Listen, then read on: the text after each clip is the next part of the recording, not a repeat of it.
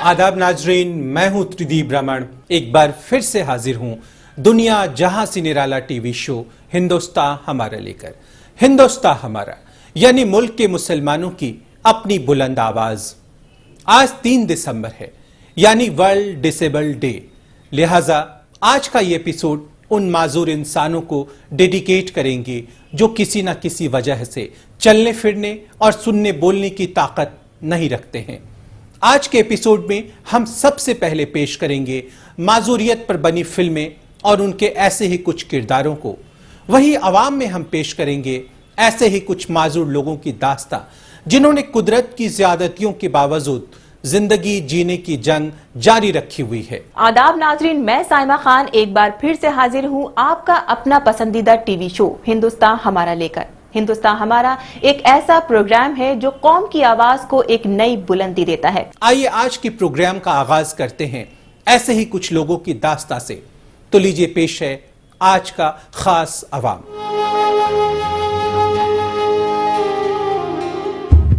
वो कौन बेनकाब तसव्वुर में आ गया, आंखों से जैसे दिल में हमारे समा गया। क्या पूछते हो दोस्त बेदर्द का हाले दिल, दुश्मन भी मेरे हाल पे आंसू बहा गया।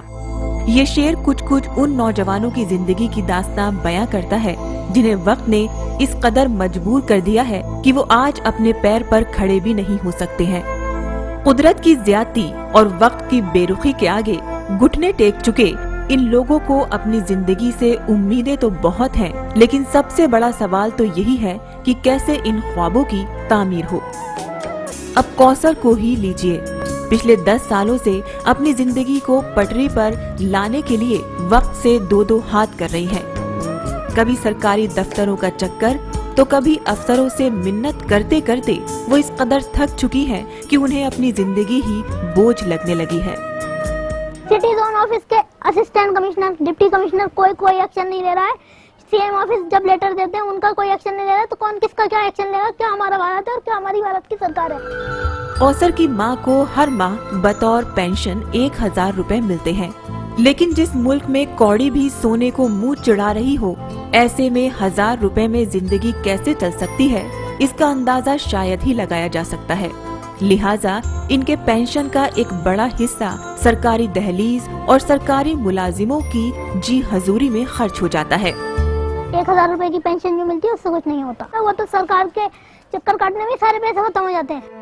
जिस्मानी तकलीफों की वजह से तालीम को अलविदा कहने वाली कौसर का दिल अब लोगों के इस बर्ताव से भर आया है। जिंदगी जीने की तमन्ना भी खत्म हो चुकी है, लेकिन उम्मीद ऐसी कि मरने भी नहीं देती। जिंदगी की इस जंग में कौसर अकेली नहीं है। दर्द का ये कारवां कई लोगों को अपने जद में ले चुका है। अगर हम देखें तो ऐसे हजारों माजूर होंगे जो जिंदगी से दो हाथ करने को आमादा हैं। शफीकुर रहमान की कहानी इससे क्या अलग है। देहरादून के रहने वाले शफीकुर रहमान का बचपन यहीं की गलियों में गुजरा। ये पैदाइशी माजूर हैं। घर में सबसे छोटे होने की वजह से इन्हें सबका प्यार मिला। ये माजूर होने की वजह से अपने घर में रहते थे, अपने भाई बहनों के साथ ही खेलना पसंद करते थे, लेकिन ये खुशी इनके हिस्से में ज्यादा दिन नहीं रह सकी और एक दिन इनके वालिदा का इंतकाल हो गया।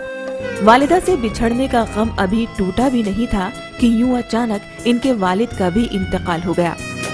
वालिद के नहीं रहने की सूरत में इनके घर के हाल बदहाल होते गए। मेरी पढ़ाई रुक गई थी तो मुझे सबसे ज़्यादा दुख हुआ, क्योंकि हमारे घर की स्थिति ऐसी नहीं थी कि कोई घर का खर्चा चला सके। वालिदैन का साया सिर से उठ जाने के बाद इन्हें अपने नाना का ही सहारा था, लेकिन नाना की आमदनी इतनी न थी कि वो इनकी सभी जरूरतों का पूरा ख्याल रख सके, जिस वजह से घर में तंगहाली बनी रहती थी। तंगहाली के चलते ही ये महज 5वीं जमात तक की ही तालीम हासिल कर सके। मम्मी डैडी का डेथ होने के बाद 5th पढ़ पाया, इसलिए मैं पढ़ लेता तो मेरी नौकरी लग जाती कहीं, इसीलिए मुझे इस कारण मुझे ऑटो चलाना पड़ा। घर के बिगड़ते हालात जब इनसे नहीं देखे गए तो अपाहिज होने के बावजूद भी ये ऑटो चलाने लगे। आज रहमान 8 सालों से ऑटो चलाकर अपने घर की देखभाल कर रहे हैं। आज उनके हौसले और मेहनत की बदौलत ही उनके घर के माली हालात में सुधार आ रहा है। शफीकुर रहमान को आज भी इस बात का रंज है कि ये आला तालीम हासिल नहीं कर सके। इनका ख्वाब पढ़ लिख कर सरकारी नौकरी हासिल करने का था, लेकिन पैसों की तंगी के चलते वो अपने ख्वाबों में रंग नहीं भर सके। अब उनका एक ही ख्वाब रह गया है कि वो अपना खुद का कारोबार शुरू करके बेहतर जिंदगी बसर करें। कहना न होगा कि शफीकुर रहमान जैसे लोग वाकई एक मिसाल हैं कि कुदरत की ज्यादतियों के बावजूद अगर हौसलों में उड़ान है तो इसके आगे आसमां की हर बुलंदी छोटी पड़ सकती है।